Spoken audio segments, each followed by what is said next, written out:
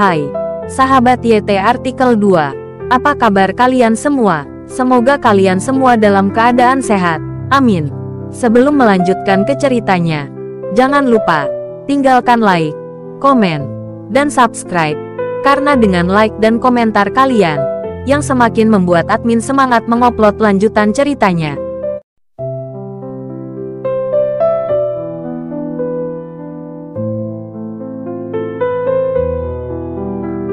Episode 492. Kisah Aditya, anak bos besar yang berpura-pura miskin.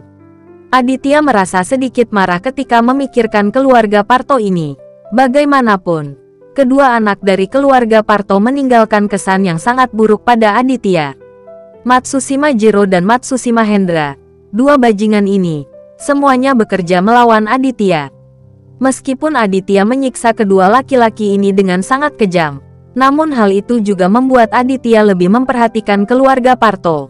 Nama bosmu adalah Matsushima. Apakah dia memiliki dua putra bernama Hendra dan Matsushima Jiro? Aditya bertanya sambil tersenyum dingin sambil menatap pria besar di kakinya. Pria besar itu tercengang setelah mendengar ini. Dia tidak pernah menyangka bahwa Aditya benar-benar mengetahui nama kedua putra bosnya. Benar. Bagaimana kamu tahu? Pria besar itu bertanya pada Aditya dengan tatapan bingung. Saya bertanya kepadamu apa yang saya katakan. Apakah kamu mengerti? Aditya menginjak dada pria besar itu dan berkata dengan dingin. Engah, pria besar itu hampir muntah darah dan segera tutup mulut. Jangan berani mengatakan hal yang tidak berguna lagi. Kembalilah dan beritahu atasanmu bahwa saya ingin berbicara dengannya. Saya akan pergi ke kantornya 1 jam lagi. Aditya berkata kepada pria besar itu dengan suara dingin. Ketika pria besar itu mendengar ini, senyuman sinis tiba-tiba muncul di sudut mulutnya. Orang ini pergi ke perusahaan untuk menemui bosnya. Haha, apakah kamu bercanda? Bukankah ini hanya memberikan kepala seseorang? Setelah anak Anda memasuki industri fashion industrial, apakah Anda masih ingin menonjol? Memikirkan hal ini, pria besar itu sangat senang. Dia merasa pemukulan yang dia terima hari ini pasti tidak sia-sia. Aditya akan mati dalam 1 jam. Oke, aku berjanji. Aku akan memberitahu bos kita ketika aku kembali dan memintanya menunggumu di kantor. Oke. Dia berkata kepada Aditya sambil tersenyum. Siapa yang menyuruhmu tertawa? Masih bisakah kamu tertawa? Wajah Aditya menjadi gelap dan dia menendang pria besar itu. Ah! Pria besar itu menjerit kesakitan.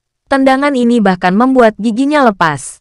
Keluar dari sini. Jika kamu berani datang ke rumahku untuk menimbulkan masalah lagi, bersiaplah untuk mati. Aditya memperingatkan keempat anak laki-laki ini. Pria besar itu segera bangkit, tanpa berani mengucapkan sepatah kata pun, dan berlari ke bawah seolah berlari menyelamatkan nyawanya. Ketiga laki-laki itu juga dengan cepat mengikuti di belakang pria besar itu dan menghilang dalam sekejap. Ketika Aditya kembali ke rumah, dia melihat bahwa Dahlia sedang mengintip, melihat ke koridor. Menantuku, kamu sangat perkasa. Hehehe. Dahlia tersenyum begitu keras hingga bahkan lebih buruk daripada menangis. Dahlia baru saja melihat keagungan Aditya, dan dia harus mengakui bahwa menantu laki-laki ini agak kuat. Namun, Aditya dapat melihat dengan jelas bahwa Dahlia tersenyum palsu dan terlihat panik di wajahnya. Aditya, kamu baik-baik saja? Farah bergegas. Takut Aditya akan terluka. Saya baik-baik saja. Aditya tersenyum lembut pada Farah. Haha, Aditya sangat kuat. Apa yang bisa terjadi? Ngomong-ngomong, Aditya, orang-orang ini tidak akan datang kepadaku lagi, bukan? Dahlia bertanya pada Aditya dengan cemas. Secara logika, Aditya tidak ingin mempedulikan omong kosong Dahlia. Tetapi masalah ini melibatkan keluarga Parto. Jadi Aditya tetap menyimpannya dalam hati. Aditya tidak mengatakan apapun. Dahlia menjadi lebih khawatir dan dengan cepat berkata kepada Aditya, menantuku, bisakah kamu mengatakan sesuatu? Apakah orang-orang itu datang mencari saya lagi? Ya Tuhan. Anjani dan saya tidak bisa pulang lagi. Jadi kami akan tinggal di rumahmu. Oke, wajah Dahlia menjadi pucat karena ketakutan. Dia berkata kepada Aditya dengan panik. Masih ingin tinggal. Aditya tidak bisa berkata-kata. Dia memandang Dahlia dan berkata, orang-orang itu tidak akan mencarimu lagi. Kembali saja, benarkah? Dahlia tidak percaya apa yang dikatakan Aditya, karena dia benar-benar akan dihajar oleh pria besar itu. Sungguh, tidak perlu takut. Aditya benar-benar kesal. Dahlia ragu, tapi dia juga tahu Aditya tidak mengizinkannya tinggal di sini. Jika dia tetap di sini, dia akan diusir dengan mudah oleh Aditya. Jadi Dahlia tidak tinggal lebih lama lagi dan pergi bersama Anjani. Aditya, apakah orang-orang itu benar-benar tidak datang menemui ibu lagi? Farah juga sedikit khawatir dan bertanya pada Aditya. Aditya mengangguk dan berkata kepada Farah, tidak, saya akan menyelesaikan masalah ini sebentar lagi. Ah, bagaimana Anda ingin menyelesaikannya? Jika tidak berhasil, berikan saja mereka uang. Kami tidak kekurangan bagaimanapun juga uang. Farah berkata dengan cemas bahwa dia hanya ingin Aditya aman sekarang dan tidak ingin Aditya menimbulkan begitu banyak masalah. Haha, baiklah, istriku. Jangan khawatir. Aku akan kembali sebentar lagi.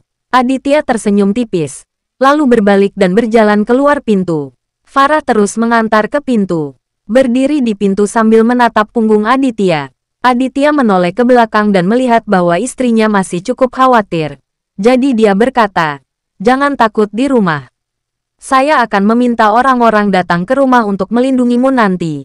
Aditya turun ke bawah. Dan pada saat yang sama, dia menelepon Karisman. Minta dia untuk segera membawa seseorang untuk melindungi Farah. Aditya telah meminta Karisman dan yang lainnya untuk mundur sebelumnya. Tetapi itu tidak mungkin lagi. Dahlia telah menarik perhatian para serigala. Orang besar itu sudah tahu tentang tempat ini. Dan tidak ada jaminan bahwa dia akan datang untuk menimbulkan masalah. Khawatir Farah akan melakukan kesalahan, Aditya tidak segera pergi dan menunggu kedatangan Karisman dan yang lainnya di sini. Dalam waktu kurang dari 5 menit, Karisman berkendara ke sini. Di dalam mobilnya, ada 3 anggota tim operasi khusus yang mengikutinya. Mereka berempat semuanya adalah elit di bawah Rizal, terutama Karisman, yang 1 lawan 10. Tuan Aditya, kami di sini. Karisman keluar dari mobil dan menyapa Aditya. Aditya mengangguk, lalu bersiap masuk ke mobil dan pergi. Tuan Aditya, kemana kamu akan pergi? Karisman menyusul dan bertanya. Karena berdasarkan perasaannya, dia tahu bahwa Aditya pasti melakukan sesuatu yang sangat penting. Aditya tidak menyembunyikannya dari Karisman. Dan secara singkat memberi tahu Karisman tentang keluarga Parto dan masalah pemerasan Nobuo terhadap Dahlia.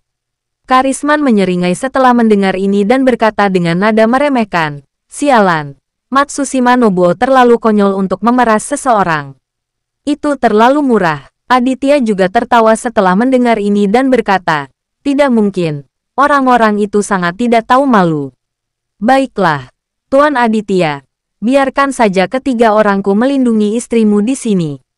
Aku akan pergi bersamamu, kata Karisman kepada Aditya. Aditya mengangguk dan meminta Karisman untuk mengikutinya. Jika ada banyak orang di sekitar Matsushima Nobuo, dia akan menghindari pertarungan terlalu keras.